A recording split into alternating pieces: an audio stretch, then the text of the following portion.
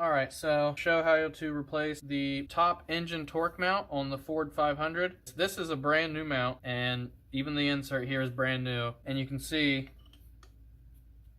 just how squishy and soft those mounts are.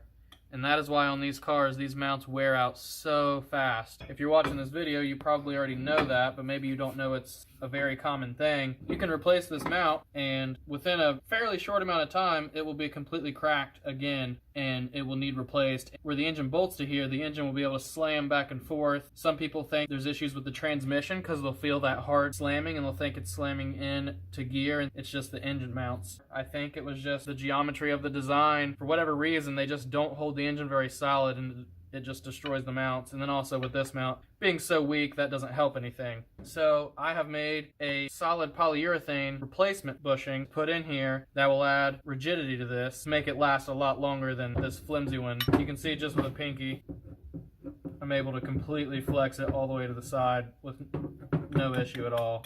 Super duper flimsy. So yeah, this polyurethane replacement bushing will greatly increase the rigidity of this mount and prolong its life versus just one of these regular rubber ones. And I just wanted to show how to replace it for some people that maybe haven't done it before or aren't super mechanically inclined. Removing this whole mount is actually kind of difficult because getting to these bolts is quite a pain in the ass.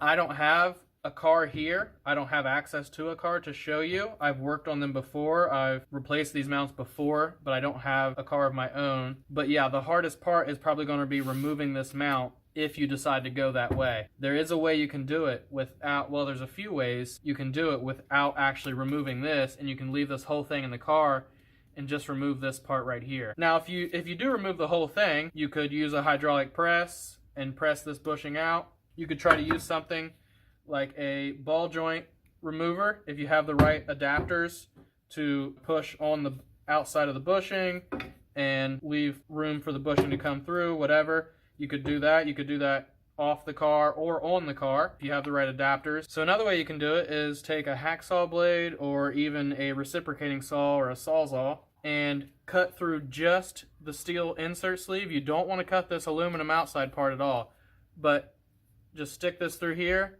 and saw through just that sleeve. And once you saw a little groove through there, that will take this press fit bushing and allow it to collapse a little bit. And when it collapses a little bit, then you can hit this out really easily. And that's something you could do in the car. So that's one way to do it. That's a fairly easy way to do it. And then installing this bushing is really easy. You can do it by hand. The bushing will come with silicone grease, and you'll just lube up this outer side of the bushing here, lube up this inner bore, lube up this surface here where the bushings will be touching, and then you can literally press it in by hand. Press both rubber halves in, and then just press the steel sleeve in.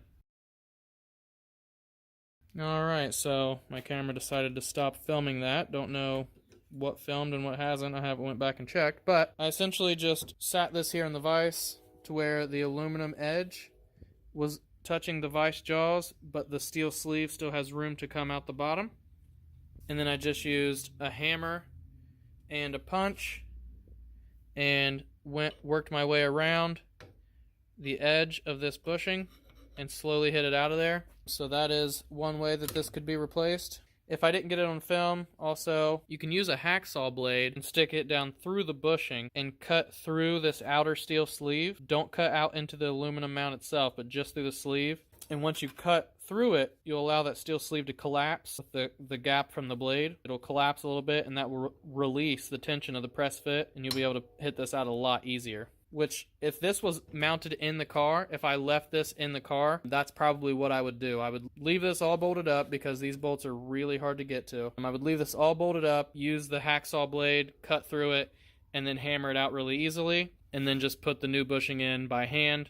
That would be the easiest way to go, I believe. So now, if there are any burrs where you caught the edge of this that are like sharp edges now, there's a casting ring in there too from where this mount was cast. Might not be a bad idea to sand that down as well. Even though it's right in the center, which will be where the bushings meet, it really shouldn't cause much of a problem. But you just want to get rid of any sharp edges that may be there, kind of clean it up before you put the new bushing in. Alright, so installing the new bushing is the easy part. For this mount, you'll get two rubber bushing halves and 1 steel sleeve, and then you should get grease with the order as well. The grease you want to put inside the bore of the mount.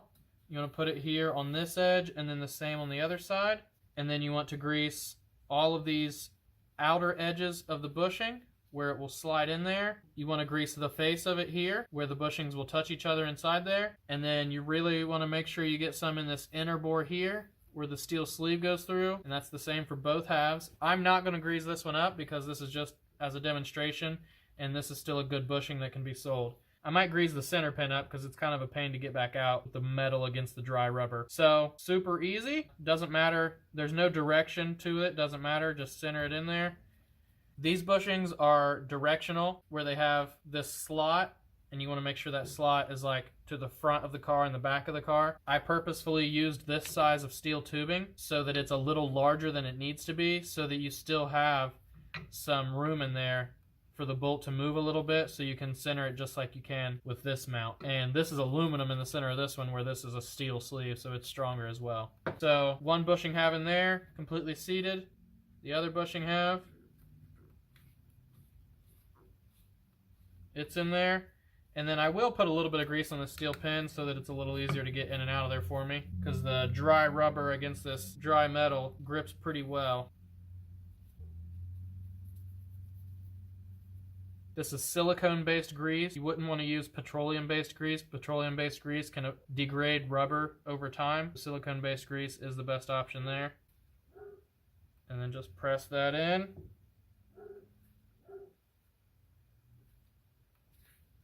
Until it's flush, and then there you go.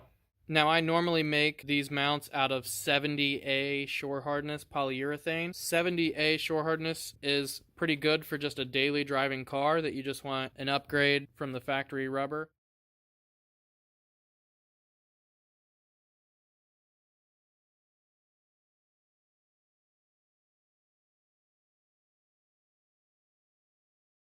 So I'm trying to show this one's a little more firm than the factory one.